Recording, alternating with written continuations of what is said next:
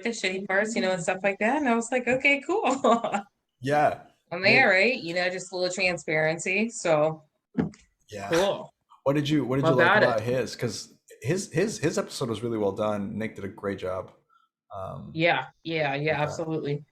Yeah. Absolutely. So you, So where are you coming to us right now? Where are you at now? You're living in St. Louis? I am still in St. Louis. I love it. So I am here at home, Go hanging Cards. out, living Go dream. Cards. Andrew Yep. Williamson. You know Andrew Williamson? Yes, yes, yes, yes. Oh my gosh. So Yeah, he's a great kid. so Good kid. I tell you a story about Andrew Williamson. Actually, we're gonna have him on here soon, probably in the next couple of weeks. Yeah, Um, cool. I'm gonna have us go live on Facebook while I'm telling you this story. Um, so I lived in Como for I think it was like 6 months or something, but I was down there for um, a bunch of reasons. But Andrew has a lot of family in St. Louis because that's kind of where he's from, and so he goes, "Hey man, I got a free ticket to go watch the Cards right behind third base. Want to come? Like front, close to the front." I'm like, Yeah. "How much?" He goes, "It's free. I'm just hanging out with my family." I'm like, "Sweet." So we go, and we get to his uncle's house, and they are just loading us with beer. Like they're like, "Hurry up, chug this, because you guys got to get to the game. It's already in the first inning, and like you can't buy like you got to buy beer there, but you gotta show up already there." Right. And then they drove us. Um, got to the game. We ate nachos, had the beer. It was an amazing. It was like my first like I guess I'd gone to a Royals game, but it was like my first like big team like that experience, Yeah. and man, it was so cool. So Oh my yeah, God. Yeah. They're that's so much fun. that's the only time I've ever been to St. Louis. I Oh, think I no went one. way. I mean I've driven through it a couple times on the way to Nashville to go sell, but I never like stopped to check it out, and I was like, this is a cool city. So that's the only Yeah. reason I'm telling you that. That's um, awesome. That's awesome. I mean, if there's any kind of experience that you need to get from St. Louis, that's one of the biggest. So hey, yeah. cool. Yeah, so exciting. So okay, so I'm just gonna pop us on here Ponytails podcast, and we're gonna go live. So here, yeah, we'll be live on Facebook here. There it is. Boom, and we're on it. I don't know if I'll probably edit that out before, but how's it going? Good. Dude, So good. Super excited to be here. I'm psyched that That's you're just here. cool. This is the first episode of the second season. Like this Woo! is like brand new edition. So I'm excited to do this. This is awesome. I'm joined by DeLyssa Allen here. She is a badass book chick, and she sold work. Actually, let's find out. When did you sell? What was? Do you remember the years? I sold for 4 summers. Here we go. I guess my first summer was 2010 to I guess 13. So Yeah. 10, 11, 12, and 13. Damn. Four summers. And well, it's been a long time. I mean, it's almost been 10 years. Yeah. It's wild. Well, Crazy. it's crazy because every time everyone remembers kind of their origin story, right? Where were you? So you Mhm. were you at Columbia in I went to Missouri? Mizzou, MIZ. Let's go. Um, ZOU. Yes. So, yeah, I got started there. I mean, super new. I mean, freshman. I mean, right out of, high school kind of thing. So, um, I was approached by Caleb Rich. It was kind of a weird story. I'll be honest with you, I don't even remember filling out the cards. Now we know it as I like the interview cards, kind of thing, like when, that we would like pass out whenever we were Yeah. floating, going to the classrooms, walking around the student center, approaching people, that type of thing. We know that, I know that now, but I barely even remember filling one of those out. I think that just kind of as a freshman, going through like the student union and the student center, there's so many different things that you can sign up for Yeah. and that type of thing. And I Anything think for it a free was just t-shirt. Yeah. right, exactly, or for like free food or something like that. So I think it was just kind of one of those things that I signed up for. And I remember it's kind of funny. I remember me and a few of my girlfriends, we were getting together one night for the premiere of Jersey Shore. Oh And no. I'm talking about like the first season This is type thing. And I am 2010. This is dating 2010. myself. Freshman, Oh my god, the and beginning we of had like Jersey Shore. always we had all like gotten together and I get a call and I was like, it's just a few minutes before the premiere. I was like, who in the world is calling me right now? So it ends up being now I know him as Caleb Rich. Love him to death. Oh my Right. God.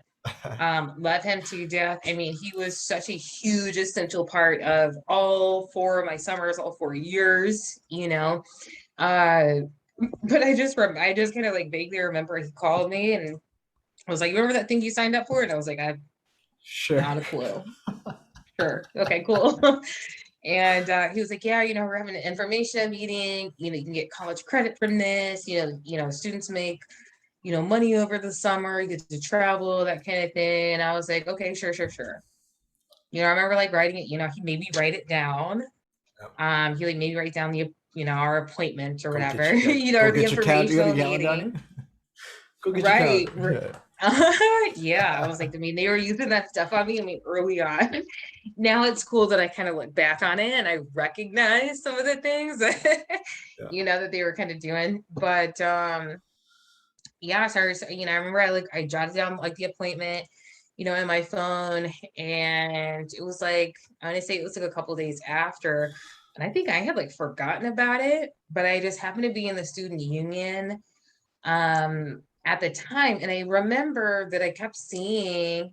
I would always see, well, now I know them as, Caleb and Anthony Merkel, Yep. and Alex Jonas, at the time, a lot of them, they were running interviews in the student union. Yes, So you I would see see him. them just all Yeah. dressed up, Yeah. in their suits and everything like that. Yep. And, I was, I was always kind of curious, type of thing, but I was still kind of just like, okay, whatever. And I think it was like one of my other girlfriends had mentioned that she had like gotten a call or something like that as well too. And I was like, I guess it's like, she was like, I guess it's like right around the corner. So, let's just go, and it was like, Proximity was big here. I was like, okay, cool. So we just like, yeah, we like went to this, I guess like it was like a conference room, type of thing, like a study room. And it was like a whole presentation. There was like so many people in there. I think I was one of the ones standing in the back. So I was like, if I don't like it, I can make like a quick exit, Just get out. Yeah. you know. Yeah. Yeah. Um, but I remember, yeah, I sat through like the whole thing, and we kind of asked, of course, there was definitely some people that kind of trickled out, kind of throughout it, but I think they really got me with the Sizzler. Yeah. They showed the Sizzler pictures, and I was like, they sell stuff like door to door. I was like, books and stuff like that. And I was like, that's pretty simple. I love kids, I Simple. love kids, always has, I was like, I'm sure it's pretty simple. And then I get to go on vacation too. All right, Why not? that'll be fine. I guess, I get you. So Yeah. I They will got have a me. great time. They got me with the skydiving, and that we were going to New York because like New York had Yes. been a bucket list of mine for years, and I was like, someday I'm going to go to New York City, Uh-huh. That's and awesome. and then they were like, and we go skydiving. And I was like, hold on, New York City, and we go skydiving. That's like two bucket lists in one. Let's do this. Right. Yeah. So then, okay. So then this was early on. You said in your like Yeah, yeah. in This the was early year. on. I want to say that I think it was actually right after like Christmas break. So I want to say January or maybe early February of Yeah. my freshman year. So like second semester. So you were like you had some time to prep. So then how was that like Yeah. the ramp up all the way through Nashville? Was it like were you pretty active or were you kind of like more like chill about So it? I definitely started out kind of pretty chill. I was like, I don't know. I just like, I mean, I took it seriously, but I kind of didn't at the same time too. All of my friends were just kind of like, I mean, why would you do that? We're gonna go to the lake this summer, and we're gonna go to Chicago, all this other stuff. Like let's just do that type of thing. And it's just kind of like slowly, like over time, I was like, well, I mean, I feel like I can do something that can challenge me, but at the same time too, I can also get a lot of like fun out of it, as well too. And also, kind of be like that little slight edge. That's kind Yeah, of like that could be my slight edge, yeah, yeah, over my competition, yeah, type of thing, essentially. So yeah. I made that decision.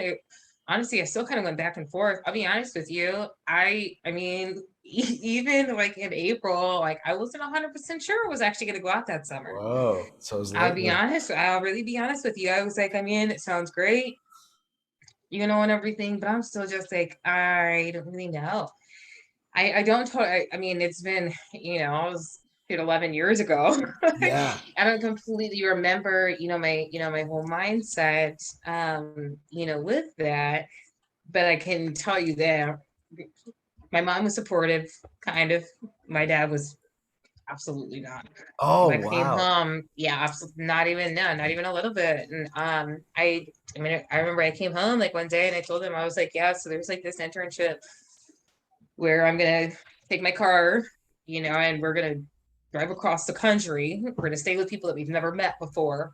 I'm actually gonna go knock on doors for 14 hours at 13, 14 hours a day. You know what I mean, for 6 days a week, and I will see you guys in 3.5 months. They're like, Excuse um, me. excuse me. My mom was like, oh, okay, that's great. Anything you have your mind to, Oh, anything you have your mind to. She's like, once you put your mind to it, there's no stopping it. Oh, my job was just like, it was a lot of the logistics, type of thing. right. Yeah. So, but I mean, I just, I essentially just decided to kind of take a bet on myself, Yeah. that summer. And lo and behold, it honestly like ended up being one of the best decisions that I really have ever made. Because of like my first summer definitely kind of created like this paradigm shift for me a little bit. Hmm. I know that was, with some people, it can kind of do that. Some people it's just kind of like an internship kind of Yeah. thing, but I originally went to school to be a psychologist, be a Mm. psychiatrist. I was taking pre-med courses. I was Right. taking the psychiatry courses, stuff like that. And then I did this. I did Southwestern after my first summer. It was just like there was just kind of something that was just very, kind of addicting about it. I don't Hmm. know. I had a lot of highs and a lot of lows, but there was just something that was like I had never really seen, like that kind of like that type of money, really before, at least myself, Really? Okay. and I was I'm like, with you. Yeah. Yeah. Same. yeah, Same. and I was like, you know, no offense to anybody that's in the psychology field or anything, but I realized that the type of money that I want to make, Yeah. They don't not make really in that. that field. It's Yeah. not really in it wasn't really there in that Yeah. field. Yeah. So I went back to my parents and I told them, I was like, so now I'm gonna be a whole year behind because I thought that I knew that I was gonna be a psychiatrist. I knew I was taking 3,000 level courses, dumbest thing I could have ever done. Oh my God. I did well at them, but then after Southwestern, after my first and second summer, I was like, I think I'm done with this. I don't want to take chemistry and stuff like that anymore. I was like, I'm gonna go to the Yeah. school of business. That's And crazy. that was a whole other conversation. But I mean, point blank, my parents, they really, really warmed up to it because they saw like what it did for me. I digress a lot. Okay, just so No, as this well, is because great. now I'm about to go back to the actual, your actual question, but yes, I digress a lot, especially when No, it's all good. No, you're doing drinking. great. So No, no, it's all good. It's this is great because I mean I have so many questions from what you just said. Even like there's like a lot of parts that I relate to, and like for example the idea of like not seeing that kind of money before. Like I know what you mean. Like I mean, hmm it's not like my parents were poor, but we came from not much before, like when we first moved here, and so I mean people making that kind of money, and they were like it was the first like super successful person that I had seen that like was more that was genuine, but it didn't seem like I mean, for the most part, right? Like most of the managers and stuff that we met, like they were like just right, down to earth people. Um, and so, I mean, at least my experience. So it's yeah. I relate. But yeah. So then you were telling me that you went back. So in April, you still weren't sure. Your parents were totally against it. So I mean, from now as managers, would be like that person's going cold. And by cold, to explain to people what cold means, is that aren't familiar with Southwestern stuff, it means that that person's gonna not sell books, and it's pretty bad. Like if you're in April, you're not sure you want to sell books, you're still kind of and your parents are totally against it. That's a red flag. You're not Yeah. coming. So what happened? How did it turn around in like a couple weeks? Um, I will be honest with you. It was they took a bet on me, and it was just Hmm. like Caleb and Anthony. They just kind of, I don't know if we've kind of had conversations about it before, but it was, they just kind of saw it in me, and so they kept me around the group. Hmm. They so like I mean they were like inviting us like to go out. I mean to the bars, and stuff Yeah. like that. And we were like getting to see just like, oh wow, like I mean they have fun, they make great money. They're like learning a lot and stuff like that. And I think that it was just kind of I don't remember if there was actually like a specific kind of like turning point with it, but I do just remember that they kind of kept me close. That they both they just kept me really, really close with the group. And they cared. And with them that they just kind of kept like that communication, Yeah. but they never pressured me, or anything like at any point. There was never any pressure. It was just purely just like support. And that Hmm. was it. And that was just something that I was like, okay, Hmm. you don't really, I was like, I mean, I know, I'm young, but that's it was just interesting to see, Yeah. because I had work jobs and stuff like that. People would just kind of say whatever that they want, to keep you or whatever. Mhm. And I was young, so I just had a couple restaurant jobs, Yeah. You're the best but person so we there's have. not really much of a point of reference, Yeah. Yeah. there. But Yeah. as much as I do now, um, but still, but like I said, I just vaguely, I very fondly remember that they just kind of kept me close like the whole time. And I remember Caleb, they wanted to just like talk to my parents. Remember Caleb called my parents, and everything. Now like like a year after that, of course, then I realized that that was just kind of a part of the whole thing, but it was a great part of it, Yeah. because I think a lot of parents felt a lot better, about the situation too. And this guy, this person is about to take my daughter halfway across the freaking country, Yeah. and they're It's telling them, it's and pretty they're telling her wild. to turn her phone off during the Yeah. day when I cannot get a hold of her. You know what I mean? So like I hope that I can trust the person that she's going with. Yeah. You know what I mean? Yeah. So Yeah. they eventually, They when put I in the kind of came to work. the right. Oh. Yeah. So So then absolutely. So I mean, you were saying you were coming around. so yeah, so I mean, I just kind of come around because like I said, I mean, they had I don't, you know what? And I want to say it was actually a conversation that I had with my sorority sister. I was in a sorority, in college, and Yeah. Tri Sigma, and Shout out. no big deal.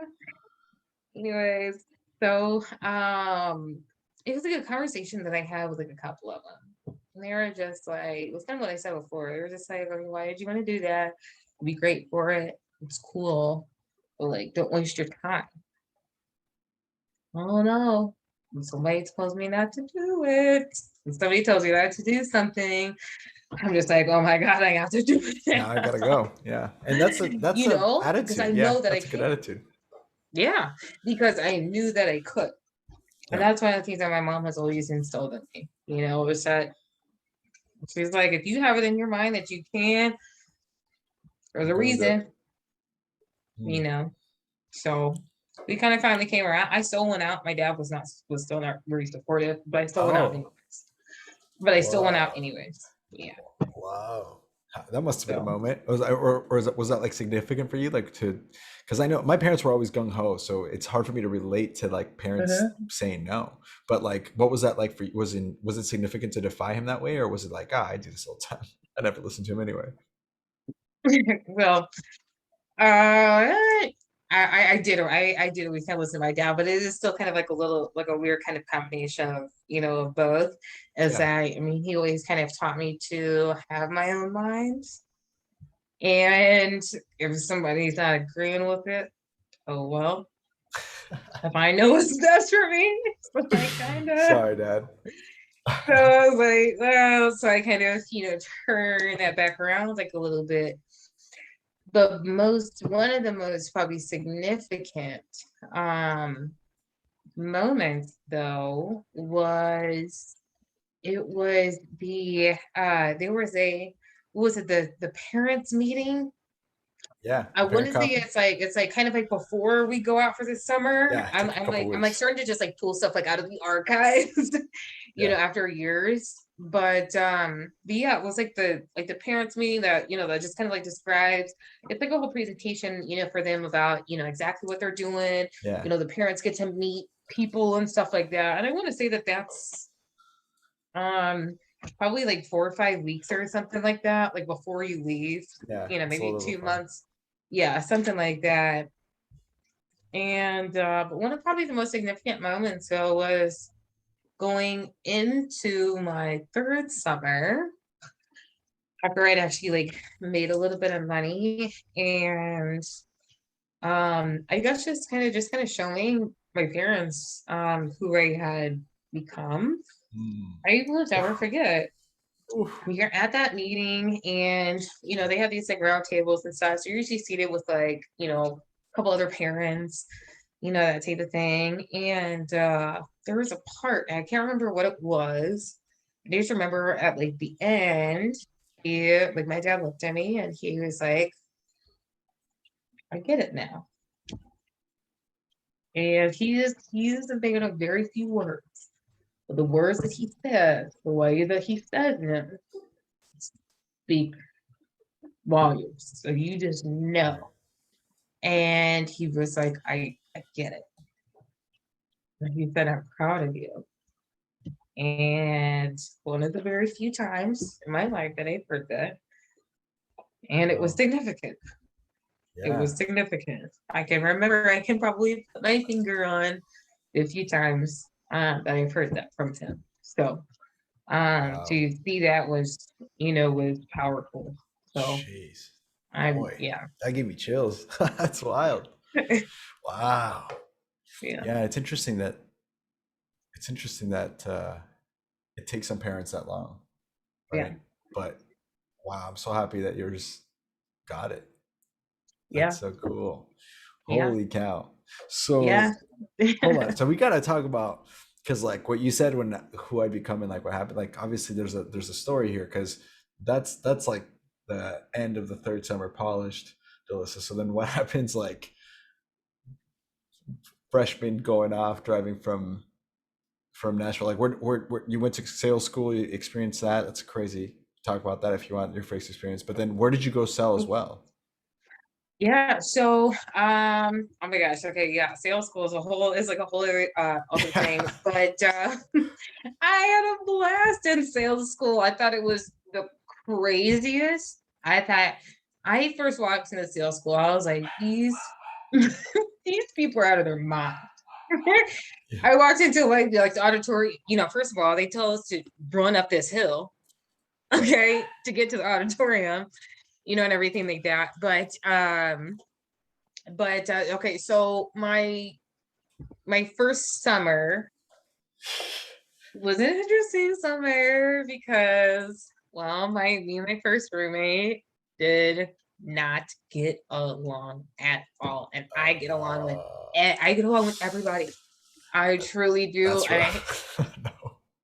it was just one of those. She just, ah, we were cool after, we were like cool like after experience and everything like that. But I first started out in Maryland, in Baltimore, right outside of Oh. Baltimore, Maryland. Our host family, they lived in actually a very like a brand new area called Owings Mills. Mm. So it was like right outside of Baltimore. It was a pretty cool area. Um, my first host family, she was like I think it was a first grade teacher. She's either kindergarten or a first grade teacher, and he was a professor. Um, which is cool. Super sweet little couple. They had a kid, and everything. Um, well, halfway through that summer, a few of us had to kind of move around a little bit because of Right. roommate situations. I mean, you put a bunch of 18-year-olds together, what do you, It's not. Yeah. It it's like doesn't at the end of always the go day, smooth. you're right, exactly. We try to be adults about it, but at 18 years old, you're just trying to figure it all out. And you're emotional as shit. Like Right, you're going through something right. hard. It's like, yeah, Yeah, yeah. it was so my birthday is May 31st. And it was my first birthday not being with any of my friends Oh. or my family. So because sales school for us was like the week of like the 18th, I think like 18th through like the 20th or something like that. Mhm. Or 16th through the whatever, right around there. So it was always like my first week. My birthday was my first week. It was like, Oh my. I just want to go out, have fun and stuff like that. So um, it was definitely a really, really interesting experience. For sure. For sure. But halfway through my first summer, I moved to Delaware. I moved to Delaware and we kind of switched up the roommate situation. This is actually really, really interesting. You know what? If we're going to be 100% candid, okay, Yeah. actually something that I even talk about a lot. There were some issues with where I was placed the second half of my first summer because Okay. in this town there was an active KKK. Whoa. Okay. Well, so You don't ooh, ever expect to hear some shit like that. ooh, ooh, ooh, Ever. Ever. ooh, Ever.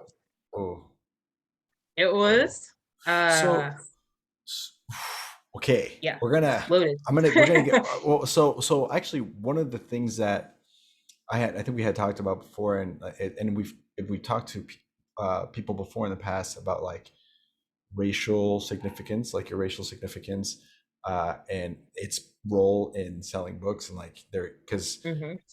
I mean, we've all. I mean, I want to hear. So we're gonna. I want to. I want to hear about this because we'll come back to your first number. But tell me about like what happened with that because that's heavy. That's heavy, heavy stuff. How was that like? It was. So, first off, I'm not even really sure if um we don't even think I don't even think that the managers even really knew about about that.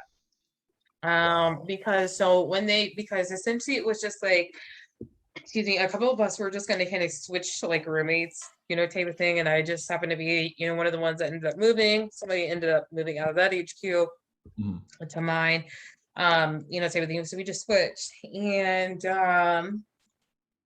so whenever I like that Sunday, that we made this switch, and I drove back with my roommate. I say it was like Chelsea, it was like Chelsea something. I like vaguely remember, but we like drove back to the house and we like met the host mom. She was like older single woman, couple cats, type of thing. And Yeah. she's a sweet woman. Host moms. Right. Yeah, I know. I know. Yeah, we'll get into host families too. So I got some amazing host families, but I could tell that there was something that was just kind of really off.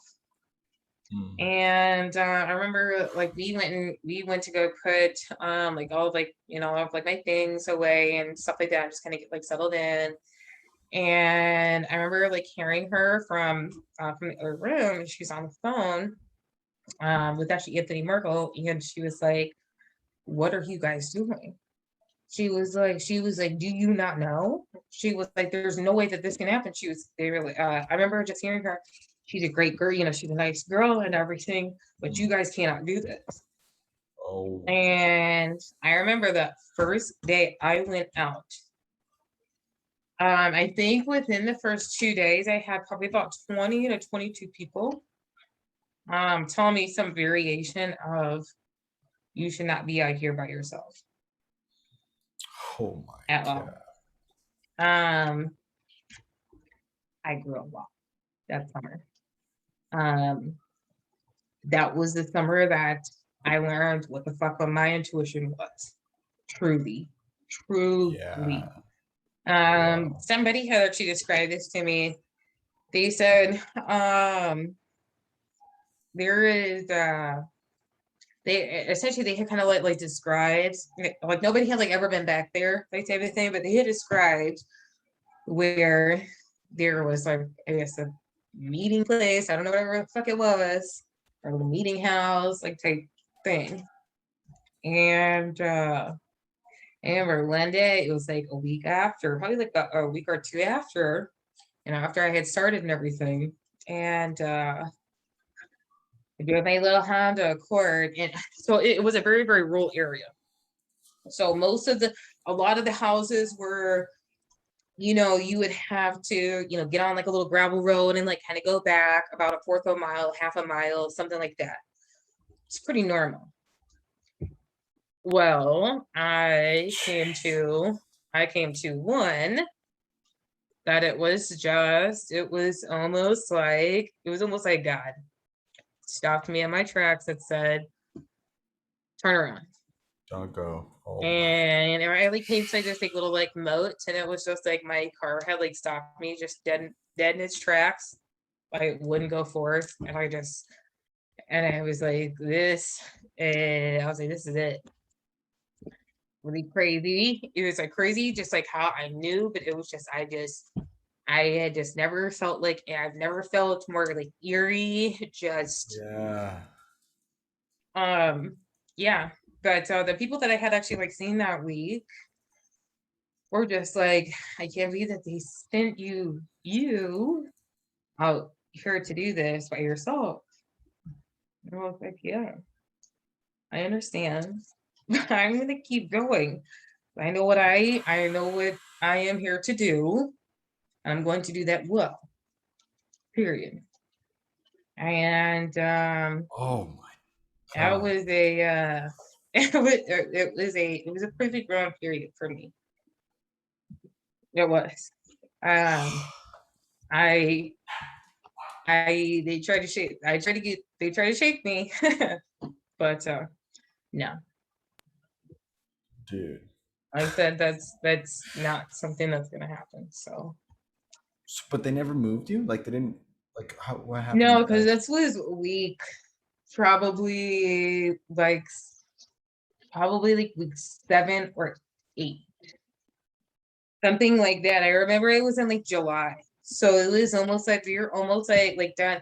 And I remember it Like was we like saw 12 Anthony was just weeks. like it was on. I'll be honest with you, yeah, it was almost kind of just like some people just didn't believe it. They just didn't believe me. But I remember I had pulled up on a trailer. Because it's Northwestern, I have this like weird soft spot for trailer parks. Yeah. I've had some of the Yes. most incredible Bags. experiences. Yeah. I've met some of the most incredible people. Oh Yeah. my gosh, in trailer parks. So that's Yeah. another thing. Yeah. But 100% agree. You see a trailer, you're like, this is yeah, great. yeah, yeah, Yeah. yeah, yeah, yeah. Absolutely. So Oh my god, I almost just like lost my train of thought. I digress a lot. No, you're good. No, Sorry. we were talking about you went up to this trailer, and Oh, yeah, okay. because I asked you Um, if they ever switched to territories, and you're like, I didn't know if they knew, and then oh, like you were right. like, That's what it was. and you walk up to the Okay. trailer. Yeah, And yeah. yes, this guy had he had a huge rebel flag. He had a Confederate flag Oh, in his backyard, and I still and I just like the little rebel, haha, but I'm and me, a little rebel in me, and I was like, watch me. I said, watch this. bet. I went up to I went up to him and I was like, how you doing? And I did my whole my whole approach and everything like that. And he was a little stunned. He was a little stunned that it was almost like he was shocked that I had the balls to he was like, you want to see that up there? And I don't give a fuck. I was like, Let's look, are you go. gonna buy these books for your children or are you not? Yeah, You care about your kids or don't you? That's what I'm here about. yeah. You know what I mean? He was like, okay, all right, cool. Uh, what you got? And I was like, yeah, it's like, yeah. So that was it's Let, very, very, very powerful summer. let That's me. for damn sure. I'm gonna offer you the microphone if you want to hear. You Yeah. can totally pass on this if you want, but what to you? What did that moment represent? Like, because I mean, and if you want to kind of explain, like, what does that flag represent specifically to you personally, and then like, how was that? How did you come to that courage? Because most people find themselves in situations that are like scary like this, whether it's something directly related, like racial stuff, or maybe it's something completely different where they know they need to defy these odds and just seek humanity like that. How did you? If you want to share with that, that would be amazing. Otherwise, we can. This could be a story for another time. It's up to you. Absolutely. I appreciate you for asking that too. That's amazing. Um, what I will say, um, where number one, for me, number one, first and foremost, where I get that strength, where I get that courage is from above. Is from God. Um, I am a strong believer that um and he nothing can if he is with me and if he is on my side, nothing can stand against me. Period. Now, what that also comes from though is from my parents as well too. And how I was raised because I've definitely experienced a lot of things. Um, and honestly, I think it's just kind of been over time with number one with experience, number two with understanding in which where in which that comes from. Um, there someone's derogatory slurs or Mhm. whatever it may be, trying to like understand where that comes from, but then also number three too, also a complete understanding of who I am. And that is something that cannot be shaken whatsoever. So and I was still very, very young. Like it's crazy because I think about it. I just turned 30. I Third just turned floor. 30. Yeah. Yeah. Just a couple of months ago, but I think back, I was 18 years old. Oh my God, it was 12 years. Um, and or I guess I just turned 19, All right, the but first week. No, but you were technically 18 on your first day of the book field. I still was. I Yeah, still was. your So first I day of know school, you were my 18. entire freshman year, I was 18 years old. I was a teen, Right. you know. Mhm. But I think that it's just kind of a lot of that just comes from from this power of self. Um from just kind of this power of kind of like where I come from as well too. Because I tell you what I really learned that summer is regardless of what you look like, what I like, or what I look like, look, it's gonna be a shame if you don't get the opportunity to meet me. I say that Agreed. humbly, No, I you know, I second that notion. Yeah. because because I look, it's just that's I don't know. It's kind of it's a lot. It's Mhm. definitely kind of a loaded kind of a loaded thing to kind of talk about. But that definitely kind of did a lot for me. Mhm. Kind of going forward as well. Okay. Also too in Yeah. the way that I kind of experienced some things, but I also kind of didn't really experience. But like there's kind of also a point too where I didn't really experience like a whole lot, and so like that was one of those situations where I was like really, really, I mean, just put, I mean, right into like the line of fire, Right. with that type of thing. And then it was just like, okay, so what are you gonna do? Mhm. Yeah. What could I do? There was the only things I could do was control my hours, control my demos, and control my attitude. That's right. Yeah.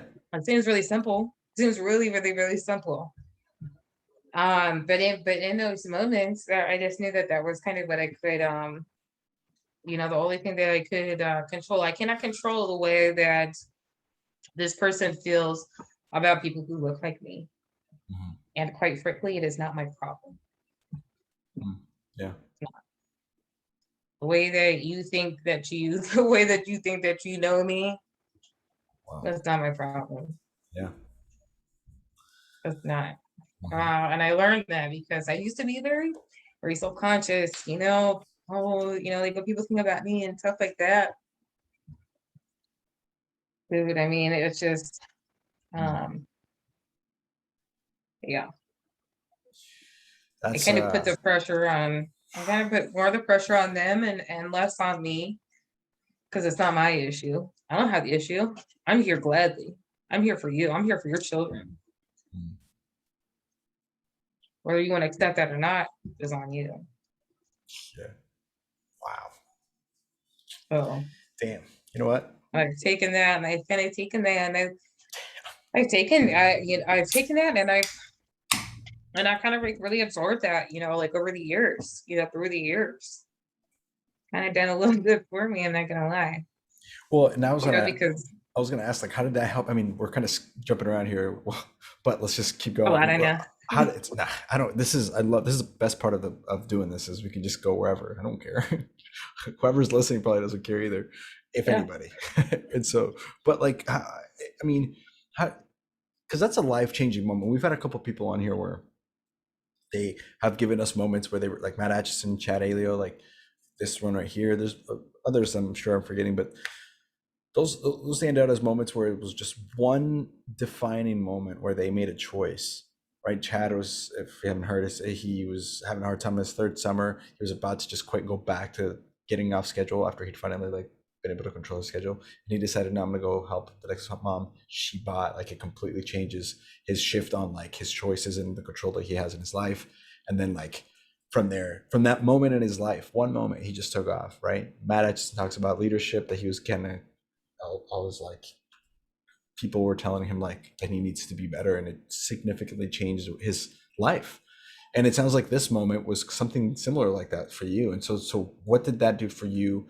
I mean, we can get into what you're up to now and finish up your first summer later, or we can have you back on. But like, tell me about 30-year-old DeLyssa just looking at yourself back and going, "This is what happened because of that." What is that? I have so much more of just a sense of self, Hmm. um, in an interesting way too. Also in a very, very, very mild way because I could never, ever, ever dilute anything that any of my ancestors, any of our people have ever gone through. Hmm. But it was almost just kind of um because I don't know, before that I just maybe just I had never really taken notice of some of the comments, or maybe it was just one of those things that I just kind of like really like ignored.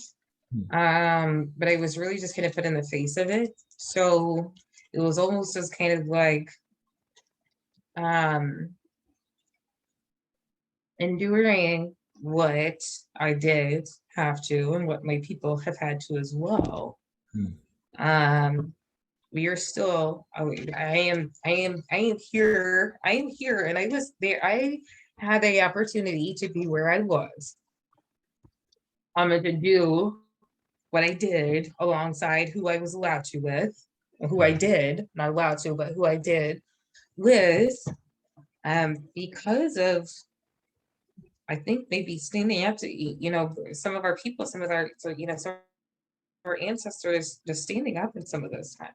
And it was maybe just a very, very, very, you know, minute, just a very, very small, little tiny, fraction of what, maybe some of them were, had experienced, before, some of our, my ancestors, some of my family members, for me to be able to do what I can right Mm. now. Um, and and I think it was kind of really it was probably really one of the most prominent, that was a very, very, very profound time, Yeah. for sure. Now, looking back at it, 30-year-old me looking back at 19-year-old me, honestly, I can actually truly like say that, I was very, very, very proud of the way that, so to say, of the way that I reacted. Mm. Yeah. Now it was hard. Did I get back in my car and cry a couple times? It was tough. Yeah. Mm. But did I get back out and go knock on that next door? Absolutely. Right. And I think there was a lot of people before me that rode for me to be able to do that. Mm. So Man. yeah, looking back, that was definitely something that definitely molded me. That definitely molded me. That's for sure, because it was just one of those, especially, in Southwestern, they would always talk about, it's all about just how you react.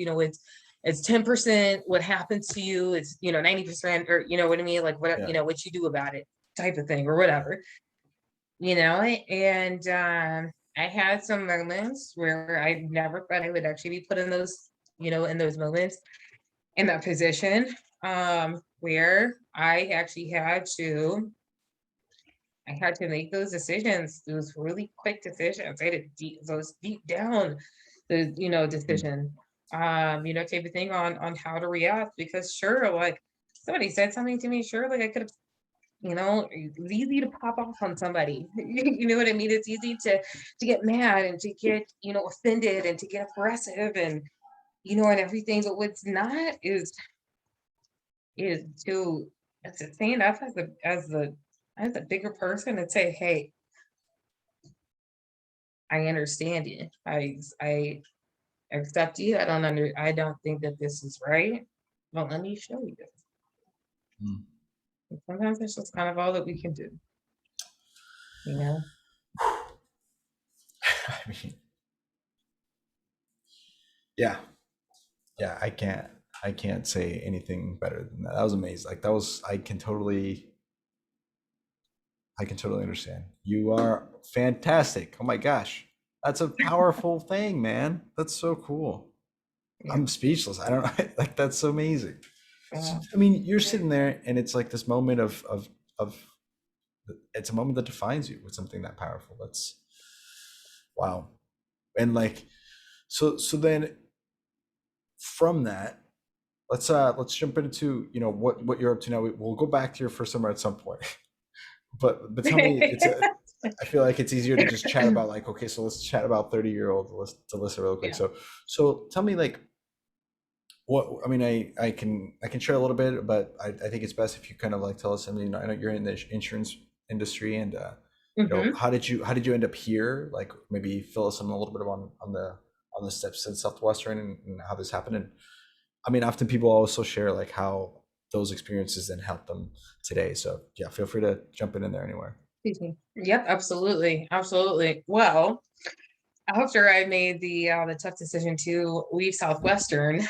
well, didn't really go too far. Oh, I actually went right into Family Heritage, okay. Yeah. which is one of the many branches of Southwestern. So that was their insurance, side of it. So I essentially really followed my DSM. um he was a DSM for, geez, I mean, a lot of years. Oh my gosh, he was with Southwestern for I think like almost 15 years or something like that, 12 or So 15 years. Nick? Nick, yep, Nick Yeah. Henderson. Love Nick. We Hmm. got to get him on here. He's awesome. Yeah, Yeah. absolutely, absolutely. Yeah, I mean, he's had a You, lot of summers under his belt as well. So, yeah. Okay. but yeah. So essentially, after I first summer, I made the decision to leave. Nick had also made that decision. I mean, again, it was after like 15 summers. Mm. Southwestern is great, but of course, there's a lot of other places where you can grow and where you can make a lot of money as well. Mm. I mean, it comes down to, we can't always stay in one position forever. So, Yeah. but him and a couple other people had moved on to Family Heritage. So he was going to kind of, he wanted to kind of start his own like organization, with Family Heritage. And I was like, I mean, I trust Nick. I was like babysitting his, I was like babysitting his kid, and Mm. stuff like that. Yeah. So I like started out, I was kind of mainly more kind of like his assistant and kind of like helping out with the recruiting, with kind of going through the resumes and stuff like that. And then I would sell on, so if anybody's kind of familiar with Family Heritage, they would essentially do like train wars, type of thing. So it's like once a month they would do like a push week, type of thing. So, I for 3 weeks out of the month, I would essentially do, recruiting and, all the kind of back end stuff like that. And then I would sell just because I had experience, doing it kind of thing. I could memorize a script. Mm. But I was also under Nick Anderson as well too. So it was kind of like, a lot of this stuff kind of translated very, very simply, very easily. To Family Heritage, stuff that I had learned, especially through him, with Southwestern. So, it's pretty simple, it's a pretty easy transition. I was with them for about 3 years. At that point, I had been almost, 7, almost 8 years, in direct sales, you know. So like 7 years, in direct sales. So, So it's so 2015 and 16 at that point. Sorry. I don't know why I was yes. muted. That was weird. Okay, okay. I was, But so yeah, yeah. So that would have been like 14 through 16, I believe, something like that. So it was about 2.5, maybe, yeah, almost about 3 years or so. So I had been in, at that point, I had kind of been in sales for a while. This stuff that was just kind of like in between, after like those like few years, like 2016 to, well, I guess like end of 2016 through like 2019, it was just kind of like, I'd been in sales for a while. I didn't really know like what else. I just wanted to see if like what else was out there, yeah. type of thing. So I just kind of dipped my toes, in other waters and that type of thing. And lo and behold, I'm right back to where I started because I don't know what it is. It's just I love it. I'm gonna say I necessarily just have this like undying passion for life insurance, Yeah. but I believe in it. Yeah. And you know, I do okay at Yeah. it. There you you go. know, I'm okay at it. So, it definitely pays the bills and stuff. So, Yeah. I enjoy it. And then, too, especially like where I'm at right now. I mean, I'll be paid, the policies that I wrote 2 weeks ago, last week, I'm gonna be paid on that, what I mean, Yeah. for, a number of years, hopefully for the rest of my life, I think the thing. So, That's cool. um, I was at another torch mark company for the past about almost 2 years, about year and a half, almost 2 years. And then actually recently I made the transition into becoming a broker. So I am a life insurance and annuities broker. So it just opened up so many more doors for me. Just so much more opportunity there. Yeah. But it's crazy because, and that's in the, and that's kind of where I'm at right now. I love the company that I'm with right now. They're awesome. Now, Southwestern though, I will have to say, they, whenever I left Southwestern, my resume was so stacked Yeah, that there that were happens. companies that I did not even have to interview with. They were like, "Oh, okay, wait, can we just have you?" Like type of thing. It was crazy. I would like go out and and I mean I would have people like approach me. That type Yeah, of thing. Now I was also kind of always out and I was kind of all, social media and stuff like that. You know what I mean? yeah, So, I definitely kind of let people know like what I was doing. But if people like approach me, about different positions, that type of thing. And I mean that what Southwestern did for my resume is incredible yeah. because people would just be like, "I'm sorry, you did what? For how long?" You're like, "Wait a minute, you went door to door." I was like, "Yes, I literally have a little legal pad, and I would Back literally in the day. draw like a line and then make little boxes for each little house." That's it. you know. Oh, how things have changed. I know. Oh my They gosh, now I do. use my iPad for They everything. use an iPad now, and it's like all the houses are like located, and you can tell like What? who you've been, where you've been. You can see it from Google Maps. Yeah, as soon as you put in all the information, it keeps everything in there, so you can keep track of all your stats. You don't have to like worry about it. And then it's all your pre-approach is done. You can pick an area. Your sales manager can see your stats. So you don't have to report them. You don't have to do the bar anymore because like business activity report because it's all Oh my done as you gosh. go. Yeah. And also back to reference something earlier, Dan Moore does a parent coffee now. And all the parents tune in through Zoom, and Dan Moore just does No. the thing. Yeah, Oh, imagine like your interesting. parents listening to Dan Moore. It was the parent coffee. That's what it was. That's the Yeah, parents meeting. Okay, that's great. It was a yeah, whole like coffee thing. It's like a brunch or yeah. It whatever. was like, oh, yeah, yeah, yeah.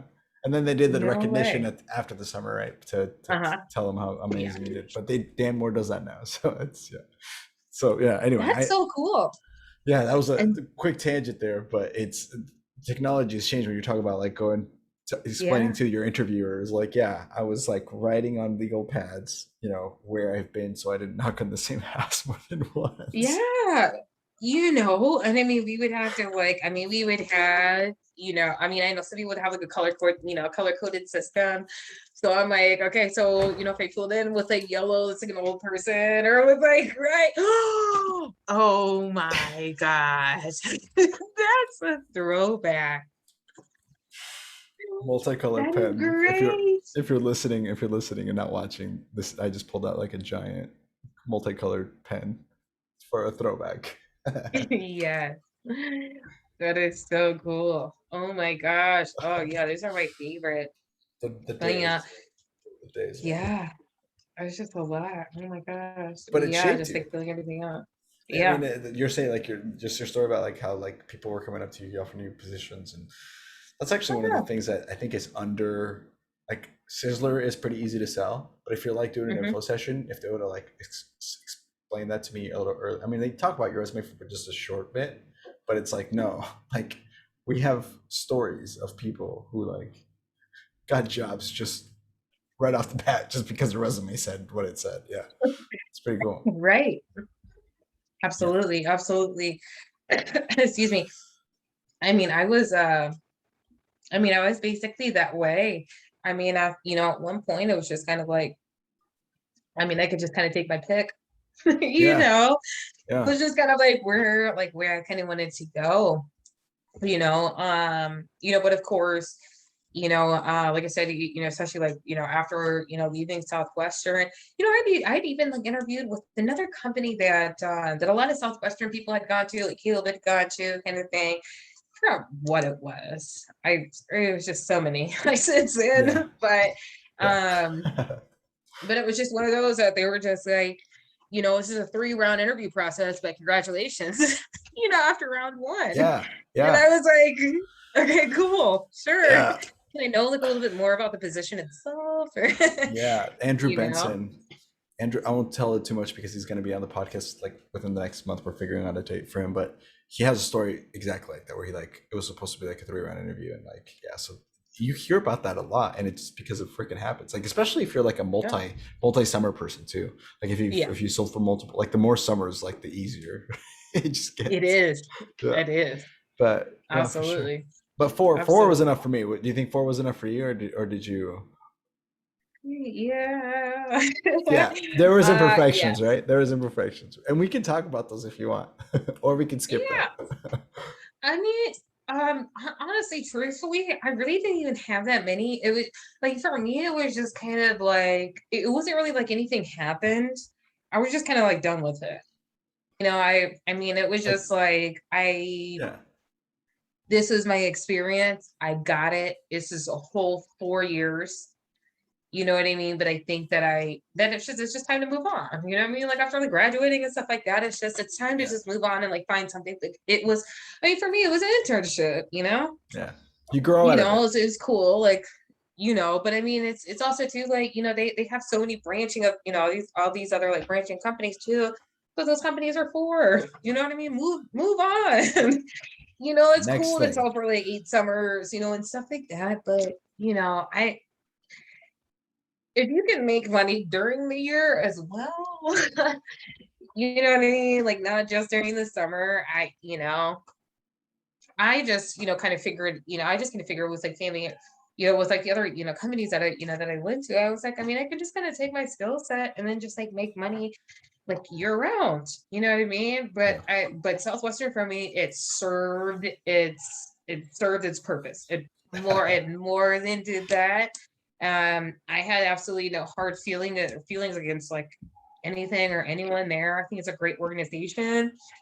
I know that there are some people who have maybe like issues with like within their orgs and that type of thing. Me personally, I was just like, I'm out here, I'm having a great time, make a little bit of money at the same time. chilling out. Woo! Oh yeah, So for me, I really can't even like really think back to like a whole lot of drama, other than just you know basic stuff that you would find in a really really regular basic office stuff setting. between people Yeah, or some shit like yeah, that. You know what I mean? But because it was honestly, it was really, really tough for me to leave. I was like, I remember I just like I went on this like super, super long drive. I was like, Caleb Rich had just left. And so that's why I was like, gosh. I didn't leave because of him. I did not leave because of him, but it was already like, it's my fourth summer. This is pretty much going to probably be my final summer, type of thing. I could go on, but I had other opportunities. I just yeah, had other opportunities that were waiting, as well. So, yeah. I feel you like know, it's interesting. I would say that a lot of the people that we've talked to, and we've mentioned this several times, so sorry for hearing this again, but like we've had a lot of people tell us that they stayed a summer too long. It sounds like you had like a pretty like, nope, that was the right time. You timed it perfectly, which is good. hmm Some people had stayed the summer too long. It in general though, like it sounds like your experience was super positive. I mean, it was a phenomenal experience for you. I mean, you earlier on you had mentioned about your third summer you grew. So like let's swing back real quick, um, and go. So like at what point did you decide after your first summer you were coming back? Was it right away, or were you like never doing that again? Like it's one of the two. uh you said after my first summer. Yeah, yeah. Or like going back, you Um, made that crazy choice. How did that summer go? And then when did you decide? All right, I'm coming back. like I did not saw the absolute most. I was not in the top 10 my first summer. I was cool with that. You know what I mean? I made like I made my money, but I also had like a blast. Um, I think that actually the decision to come back for my second summer was I wouldn't say it wasn't really that difficult. I really don't think so because I mean I have like gotten like so close with like so many people there. We did so much fun stuff. My first summer we went skydiving. We went uh whitewater rafting my second summer, and then we went Yeah. skydiving again my third summer, which was super cool. And I was like, oh my god. But I don't know what it is. I mean, I think I also just kind of saw I just kind of saw like the potential too, kind of in the experience, and me still kind of sticking with the experience. It's like I was also kind of like young into it, Yeah. as well. But I really, really wanted the opportunity to go out to like improve and then go out my second summer and then kill it. And I hit growth, my Yeah. second summer, like as well too. Like, I knew I was going to. But That's a yeah, it actually really wasn't that tough of a decision. I think it was a tougher decision going into I think actually going into my fourth summer, because I mean I pretty much I think it was I want to say I think it was actually my fourth summer that I was in New Jersey. mm. I was in like upstate New Jersey. It's actually beautiful up there. Everybody says it's the armpit of America. I get that. but, Still a but shithole, it but is this part. but it's like it's beautiful up there. Like I'd never seen New Jersey like that before. It was amazing. The whole host family that we were with, it was incredible. But I actually got really, really, really sick that summer. My fourth summer, I'm not gonna get into it. I had contracted, I don't want to say contracted. My God, that sounds horrible. I had gotten what's called colitis. It Okay. was really, really, really bad.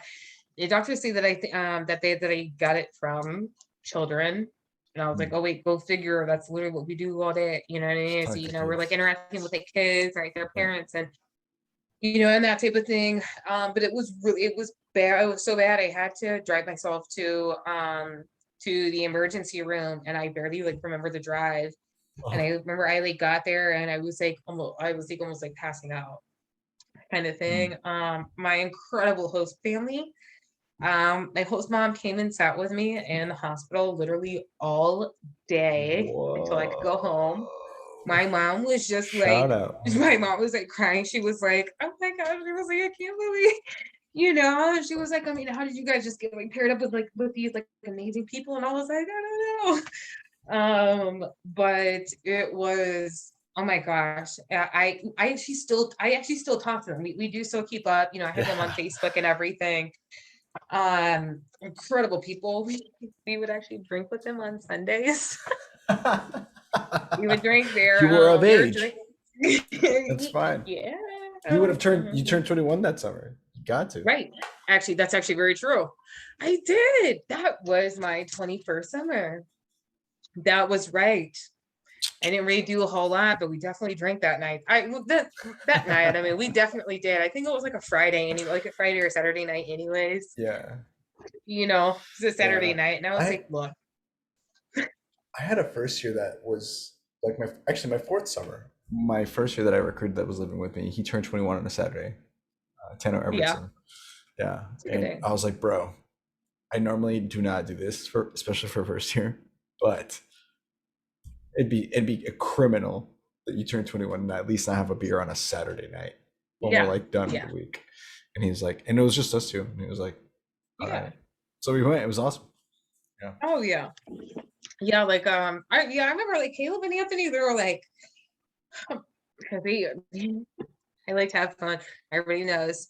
Well, I like to have a great time, so they kind of know like how I am and everything. And they're like, Alyssa, it would be a travesty if you just die, have an actual drink on your actual 21st birthday. And I was like, thank you. Yeah. They're like, yeah, I mean, like, have at it. And it was like, I mean, I guess that was like week 3 being gone, or I guess the second week or something like that. I think the third week. But so I was like, I had like one twisted tea and I was like, woo. I like hadn't even like been drinking and stuff like that. So Yeah. it's definitely fun. It's definitely fun, have like those birthdays and stuff. Yeah. Actually every all of my birthdays in the field were actually a lot of fun because I don't know I don't know what it was. Caleb just always knew me so well. I don't know what if it's look, I'm just gonna be honest here with you guys right now. If I was actually just by myself, like in the field on my birthday, would I work part of the day? Yes. Would you get off I just schedule? he was like he Yes. just knew it was like he just like already knew me so well. I don't know what it was. It was crazy. I'm just gonna be honest with you guys. Um and so he always put me with somebody. He always put me with somebody. And I want to say, I can't remember if it was my first or my second summer. He put me with Amanda Piper. And I love Amanda. She is so cool. We were in Connecticut. She would I drove up like 2 hours, 2.5 hours, or something to go meet her, to go follow her for the day. And we were in Connecticut. The town that she was working in, you've seen Wedding Crashers, right? Yes. The house that Have the you seen wedding, Wedding Crashers? Because yes, Rule yeah. 76, baby. Rule 76. No excuses. Play like a champion. Hell Right. yes. So the house, like that huge house that's in Wedding Crashers, Yeah. like that actual house was in the town that she was working. So she was like, he was okay. By the time that I had gotten to her, I guess like she was like already up for the day. Like she's already got like, I can't really totally remember all of like the units and stuff like that, but probably around 40 maybe. I don't know. She's Whatever. not zeroing. She was She's still definitely up for the something. day. Yeah. Like a couple things. And at like one point, we were driving around and it was like 95 degrees. I mean, it was like so hot, like for whatever reason. And it was like, I mean, we can never stop at it was like, don't stop at a gas station, don't stop, to go to the bathroom and stuff like that, blah, blah. But like when it gets so hot that like your water bottles are boiling, like nobody's answering the door, you're just gonna stop at a gas station. You know what I mean? Right. So you can just you stop. And we just like kind of we like got ice cream. And she was like, you know what? She was like, we're actually kind of cool for the day. She was like, how about we go and find this house? A Wedding Crasher's house. We talked to a couple people about where it was. And we didn't actually find it, but we think that we got really, really close. But either way, we still ended up like seeing this like one house that is still literally to this day. I would never, ever, ever forget this house. Still to this day, we came up on a house that day that is the house of my dreams. Literally top to bottom. Like the Everything house you of ever my dreams wanted. I saw on the book deal. Damn. I mean, this thing was massive, massive. It was crazy. Even thinking back to like some of like the houses that we used to knock on, Those trailers. some of so right, some of the trailers to some of Well, these ignorantly large houses. I it's came across crazy. ones. Mm-hmm. The difference. Like the difference. What happened when you came across you came across one? What happened? So, I mean, I was just kind of just like talking about, well, there is a difference. And it's weird because it can definitely kind of go both, it can definitely kind of go in multitude of It's different crazy. ways. With the trailers, in trailer parks. Oh my gosh. There was like a couple families that I remember. I will never forget. Ah, That we're in trailer parks, and then you kind of have your assholes like here and there, stuff like. Oh my god, I just like remember this other. Oh my god, I just like remember just saying that. I just remember crazy, this let's hear crazy it. Let's hear story. it. Something that actually, you know what? This was actually a part of why I decided to still continue to do what we were doing. What There was summer is this this? um oh, I want to say that this was in I want to say this was in Delaware. It's your first summer. I believe that was in Delaware. Look, after like 10, 11 years, stuff just kind of starts to just Mixes in. mix in there together a little bit. But I want to say that it was that I was in Delaware, and it was it's a trailer park. They're more like double wides, that type of thing. I had tried to catch a couple people. I remember the people that were like on like the other side of like the park from him. I ended up selling, and they were like super super cool people. Remember I tried to catch this guy like a couple times, and I remember catching him outside because you know how honestly I used to be so like intimidated by trying to catch people outside, Yeah, type of thing. it's Just like scarier. pulling up, be like, hey, And I got like really comfortable with it. And I was like, perfect. They're like, what do you mean? Like they're already there. Like they're not just gonna run inside and close the door All right. 9 times out of 10. But Yeah. no, Or but they'll shoo you away, but the ones that right. don't, they'll talk to you. Yeah. Yeah, absolutely, absolutely. They're like, oh well shoot. But oh my God. This is actually probably I remember after this, I remember I got in my car and I just bawled my eyes out. And I was like, maybe this is why God has me doing this right now. And so I went to this, so I pulled up on this guy. And um, it was like, shoot, I think that I want to say it was in Delaware. It may have been in like New York.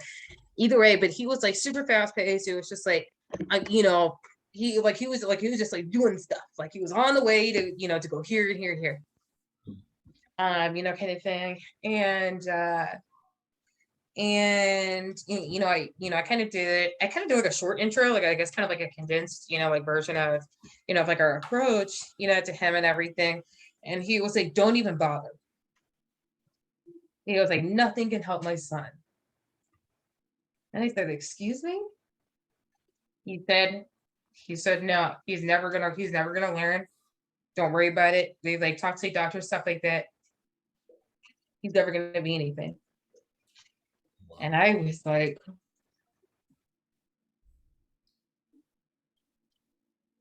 I still had to take my step into this. And I said, sir, I was like, I was like, what do you mean?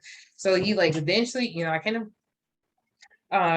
small touch and everything. And he, finally invited me inside because I was like, let me just put my stuff down. Let me just show you real quick, like type of thing. And, I was like, kind of beginning to know him. And he was like, honestly, he was like, even if we could afford them, he's like, I don't know if I would get them. And I said, why? And he said, technology and stuff. Oh my God. He said, this is the stuff why, like technology and stuff like that is actually why his mother is no longer here with us. And I said, what? And it was just like the crazy, oh my God, it was the craziest. It was one of the craziest moments I think I had ever had on the field. And it was just like, I think I was just in complete shock. This guy was blaming the doctors for his wife passing. He was blaming the technology that they use for his wife passing. Dude. Somehow, this stuff had, it was like he had just like put all this stuff on his son. His son was 7 or 8. He thought that he had a learning disability. He didn't. He said, there's something that he said that I cannot regurgitate. I just I cannot say it. There's something that he said that nobody should ever say to a child or about a child, period. And I just wanted to do everything that I could. Um, at the end of the summer, um, people always kind of have, their stories of, people that who couldn't afford it, Mhm. something like that, where you can give like a set away, essentially. Said I didn't care if I had to pay for it. It came out of my check, whatever that it was. But I wanted this kid to have this. And it made them really, really, really, really simple. Just some simple books.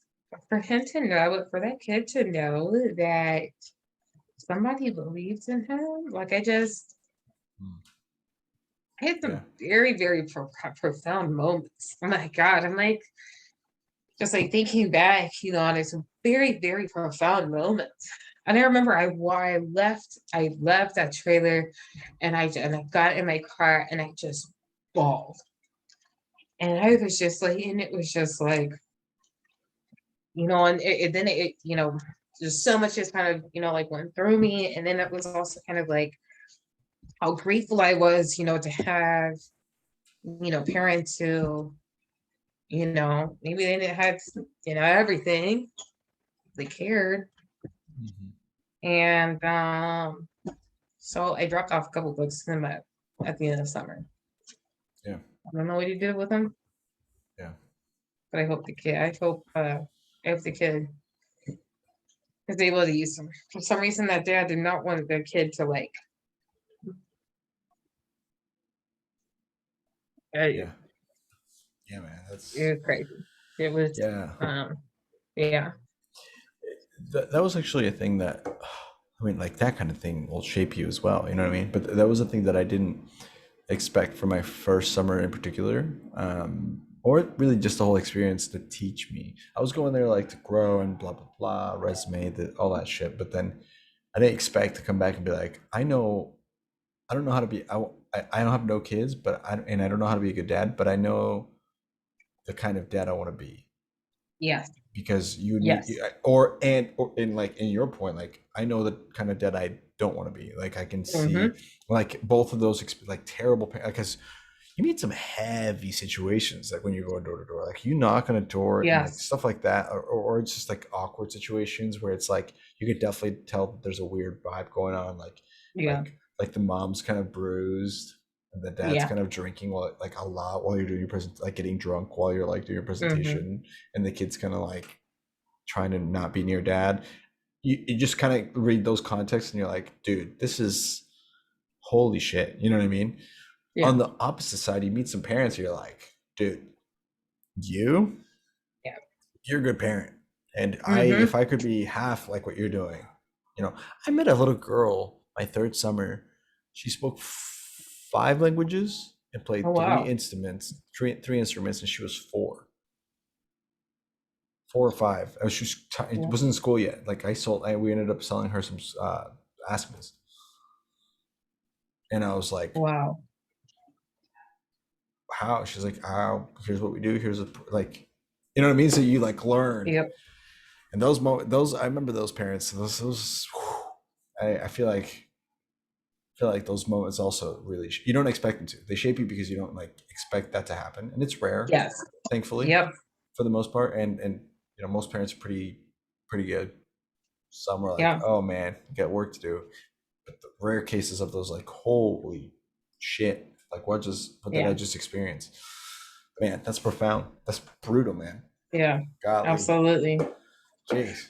Well, Absolutely, but and I definitely agree too because it's like, it's crazy because there were definitely some moments where I could kind of realize I was like, wow, I mean that was heavy, that was very deep, very profound, but there was also a lot of them too where I didn't even realize their like the actual like effect on me until maybe later on in life, maybe at a different point in life, mhm, different points yeah, in life, yeah, well too, where that stuff just kind of kind of comes up, and yeah, it is it's honestly it's really really invaluable. I would say kind of told people though too, um I've learned, I tell you what, I probably have learned more about not just psycho sales and sales principles and that type of thing, but about myself, about how other people work, about how other people think, and how they operate, and how reactions mhm. affect other people, and that type of thing. Just so much Psychology more. anyway. Yeah, just the psychology, You learn just psychology everything. anyway. Yeah, right, right, exactly. But it was such an amazing and such an invaluable experience that, aside from maybe book stuff, I mean, I almost learned more than that than, in college, per Yeah. se. So, Mhm. or I mean, like maybe just as much. You know what I mean? Just kind of on the life side, on the street side. Yeah. You know what I mean? To the thing. You know what I mean? I've like gotten out. Shoot. I mean, I've even like, oh my gosh, I was like 20 years old. I had a gun pulled on me because I knocked Yeah. on this dude's door at 7:30 in the morning. And Yep. I was like, okay, first of all, I am 110 pounds. Okay. I am 5'1". I could not even hit that fly. That just Yeah. flew past me right now. You know what I mean? But Yep. you learn how to kind of gauge these, different situations and how to kind of how to approach people, that type of thing. Mhm. Like I've even heard in some of the other podcasts too, people talking about, sometimes you'll just kind of, you'll knock on somebody's door. They're just having a really bad day. They might just be going through something. You know what I mean? I Yep. used to take, I used to take that stuff personally, you Mhm. know, and then I knock back on their door again. And I've had people be like, I am so sorry. You caught me just at the worst time, but come on in. Right. It's just like you learn so much, Right. as you go. I just learned like so much from the book field. That's crazy. Even, from the, being, being like super positive. I still say my affirmations. I still say Yes. affirmations. I don't do execs and stuff like that. Like, but like my affirmations and stuff like that. I've actually even got something. Even actually, literally. I don't know if you guys can even. Oh, I kind of have like a blurry. It's like kind of blurry. I don't know if you guys. Okay, I I'll just totally. tell you what it is. But either way, I've even got a lot of like affirmations and that type of thing just written down where I Yeah. can see them, just like how we did in the book field, Yep. where you would write down your affirmations and that type of thing and post them on a on a sticky note, and put it somewhere in your car where you can always Yeah. see them on, and Yes. that type of thing. Tape Yeah. it. Or Yeah. you did you ever use the blue sticky tack A blue stuff? sticky tab. What is Yeah, that? I actually have it here. We are not sponsored by Sticky Tack, but we could be. Um, looking for sponsors out there if you're listening. Always plugging it. Yeah. Well, we're just trying to like make it more pleasant. So trying to get mics, trying to get good software stuff for that. But Loctite, this stuff right here, it's like this blue stuff. This stuff sticks to Oh, your car really well because sometimes you like put tape or you would use like sticky notes and yeah. they'd fall off. This stuff, no. In fact, this stuff back here is stuck with this. Yeah. Yeah, like this. Yeah, the Oh, sound stuff. Yeah, no so way. it's That's good cool. stuff. Yeah, so if you're listening and you're still selling books, sticky tack, Right. blue tack, baby. That's what you want. Cool. That's what you want. Cool. Well, Good so deal. let me do this. So it's been about 90 minutes. I think it's about we could do like a pony story, but what we mean by that is like, hey, anything that you want to share. Let's spend the next 15, 20 minutes just chatting about like Yeah. the stuff in your life that maybe it's something important, maybe it was another important story that you have that's like really like the most impactful, or maybe it could be just, I mean, Brandon Q told us, remember, Brandon, he told us about when he went to Yeah. jail and then still was able to like hit Sisler. So, and then some people have been Oh, like, guys. Yeah. this guy had a big house, they bought a lot of stuff. So throw me a throw me a throw me some thoughts on like maybe impactful moments or something like that, or like something you're proud of your career. Right. Absolutely. Absolutely. Okay. So how about this? Can we do this after just like a super, super quick Yeah. bathroom break?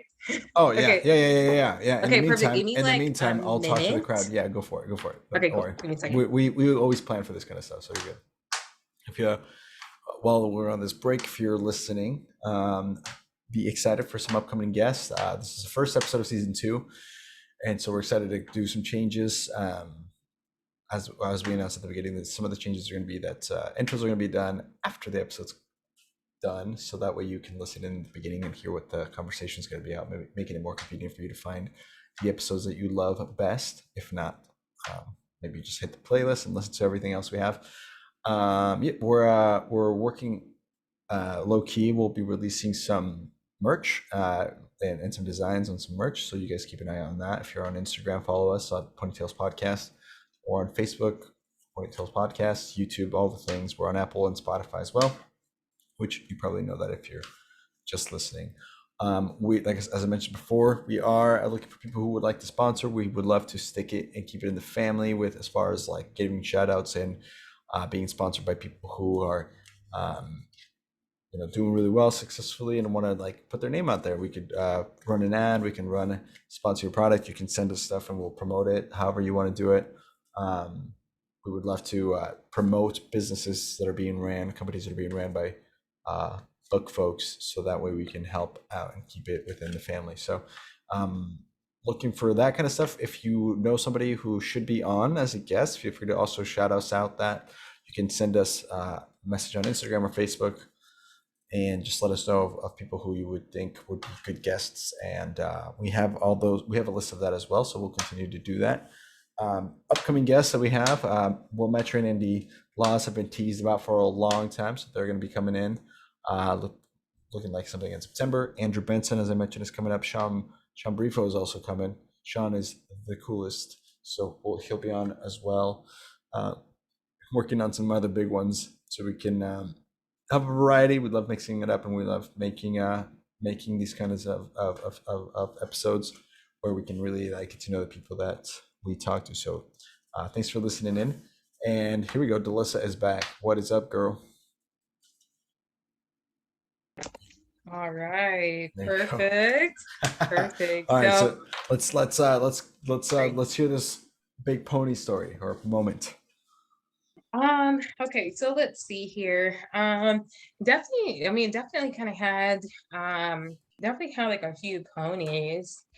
Um, so actually probably, well, I'm all about my emotional stories, right? Yeah, Okay, so dude, those are, look, we welcome that. some That's people, fantastic. Yes, please. yeah, some people do, funny stuff, some people kind of do like the emotional stuff.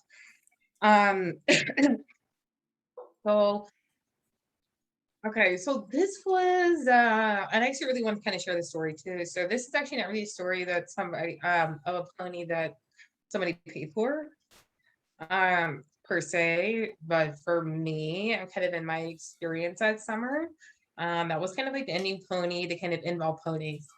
And oh my gosh, it's so in sales school, and I cannot remember. I want to say it was maybe Dustin Hillis who, oh my gosh, it was either him or somebody else. They had essentially kind of told a story. One of the ones that we like listened to on like the projector and everything, like in sales school. And I remember him just kind of telling, just kind of more like an emotional story, about like one of his pony stories. And it was a little bit different. It wasn't necessarily, someone buying, the entire bag, type of thing. So for me, I was in, I think that this was also actually in upstate New York, Ooh. as well too. Yeah, yeah. Oh my gosh, upstate New York. It was, Awesome. oh my God, it was beautiful. I mean, I had pretty much before that point, I had only been to like New York City, like Manhattan, Times Square type of thing. So it was really cool just to, it's one of the things that I just love about the Southwestern experience is that you kind of get to actually like submerge yourself into just into other areas, but so so it was this one family. I don't think I told this story before, so correct me if I did, but there was a family, and I remember this was like, okay, so upstate New York in like the Adirondacks. Yep. Okay, it's a mountain range. There is a such thing as mountain folk, okay. And some of them can be very, very cool. Okay. So I mean, I remember, I mean, I was like, I mean, there was like times where, I mean, I would like my little Honda Accord was literally just like climbing these hills, these like gravel hills. And I was like, oh my God, I hope I'm like actually getting somewhere. But, but there's just like one like little house, I kind of like climbed, it's like gravel hill. There was just like this like little, like house kind of like on like the hill. Yeah. And I remember like on like that little like road. It was only like like maybe three or four houses kind of thing. And somebody said, I got pre-approached like earlier in the day, and somebody was like, oh, well, they've got like three kids. but there's kind of a situation, that's going on in the house, and I was like, okay, so I wanted to, I really wanted to catch them. And I remember like this is like the third day that I tried to catch this family. And it was like probably like 8 o'clock at night, it was like starting to get dark. And I finally saw a light on. And I saw like a, like a little like black truck that was kind of like parked, kind of like behind the house. So I was like, hell yeah.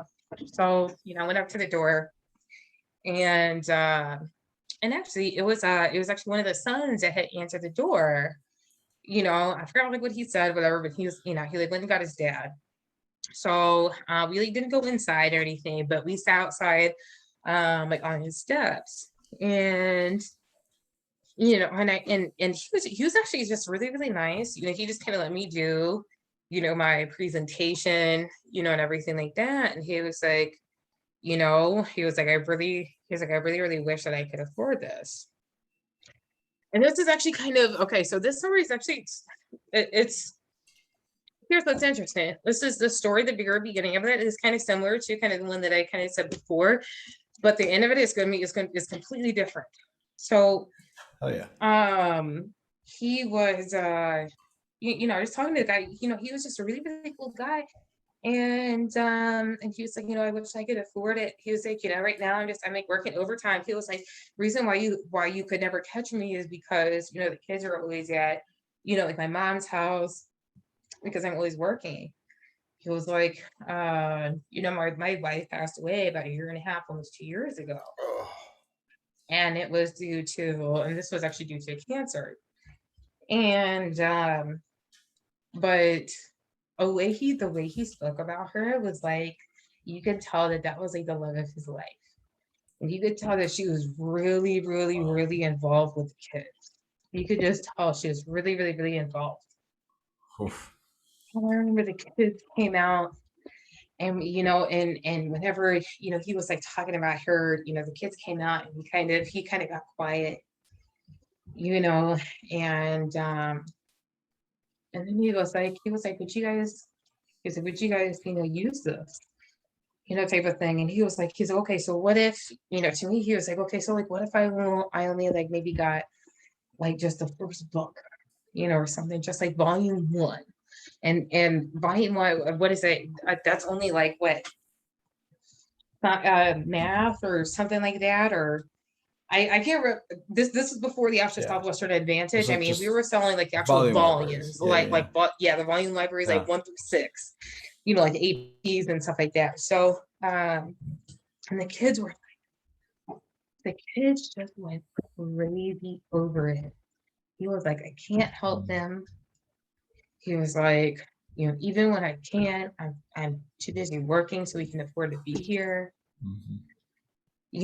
and all this stuff. He would say my wife was a teacher, and I was like, so she always like called the kids, and everything. And I remember I don't to completely, kind of recollect this, but I remember there was like this like moment where the kids like got really, him and the kids got really, really like emotional. They kind of like told like a story like about her. And I just remember like leaving, he was just like, I wish that we could. And I wish that I could actually like really kind of like, give you guys kind of like the actual like true depth of this interaction. Mm. But that was at the end of that summer. That was the family that I gave a Donated to. full Yeah. volume set Oof. to. I actually gave them full 1 through 6 volumes. And I remember I wrote like a little note because they weren't there at the time when I dropped them off. And I wrote a little note, and I remember it said something like, God works in mysterious ways. And because I remember it was something that kind of had to do with one of the last things that he said to me in our conversation. And it was something like, before I left, he said something like, God works in mysterious ways, or something like that. It was so long ago. Right. And so it was just one of like whenever I gave it away, I never saw their reaction. I don't know if they received it. I don't know if like what their reaction was. But that was like kind of my pony for the summer. Yeah, That man. was where I was just like, I was like, maybe I yeah, sifted through all of this shit. Maybe just impact that one family, You got that one this pony. summer. A lot of other people could have used this stuff, but maybe it's just maybe to even just impact that one family this summer, you know? Mhm. And sometimes that's just kind of what ponies can kind of be for me, Yeah.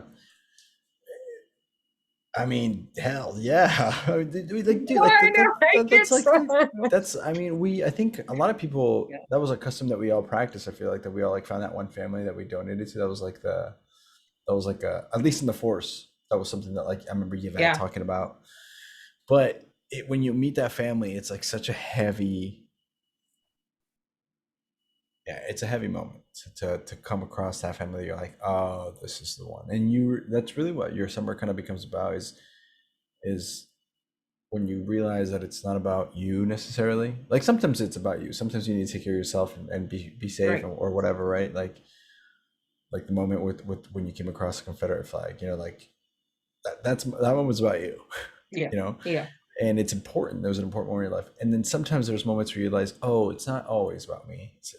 Actually not as often as I think, and it's usually about being able to help people, being able to provide a service, being able to be a light, and to circle back to to the beginning of the episode, like you mentioned, like, hey, if you haven't met me, like the sense of self of like, hey, it's as much about the blessing that I can provide for people based on who I am and because I was made this way or because I this is important for me to share, and you believed in a cause like education that was hugely impactful to this family, and that's huge. I mean, again, it doesn't it seems like in words it's hard to explain because it kind of doesn't do the justice like a picture of on your iPhone of the mountains or something. Like kind of get the All idea, right. but it's not quite the same.